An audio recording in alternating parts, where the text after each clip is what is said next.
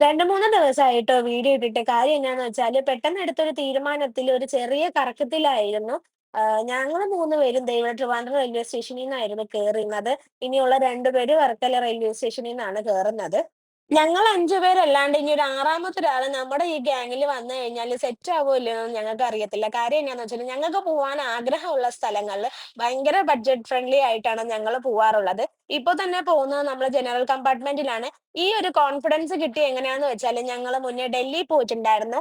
ഡൽഹിയിലും ആഗ്രയിലും താജ്മഹൽ കാണാൻ വേണ്ടിയിട്ട് പോയിട്ടുണ്ടായിരുന്നു. അങ്ങോട്ട് പോയപ്പോഴത്തേനും സ്ലീപ്പർ ബുക്ക് ചെയ്തിട്ടാണ് പോയത്. തിരിച്ച് വരാനുള്ളത് ബുക്ക് ചെയ്തിരുന്നു. പക്ഷേ വെയിറ്റിംഗ് ലിസ്റ്റ് ആയതുകൊണ്ട് കൺഫേം ആയിട്ടില്ലായിരുന്നു.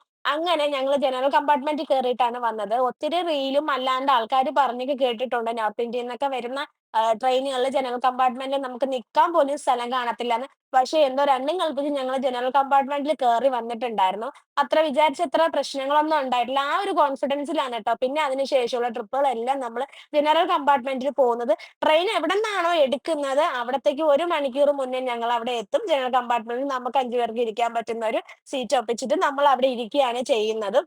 ഇതുവരെയും പ്രശ്നമൊന്നും ഉണ്ടായിട്ടില്ല. അങ്ങനെയാണ് നമ്മള് ഡൽഹിയും, ഗോവയും, ബാംഗ്ലൂരും, മൂകാംബിക ഒക്കെ പോയിട്ടുണ്ടായിരുന്നത്. അപ്പൊ എവിടെയാണ് പോയിട്ടുള്ളതെന്ന് അടുത്ത വീഡിയോയിൽ പറയാം. വീഡിയോ ഇഷ്ടമെങ്കിൽ ലൈക്ക്, സബ്സ്ക്രൈബ് ചെയ്യണേ. ടാറ്റാ.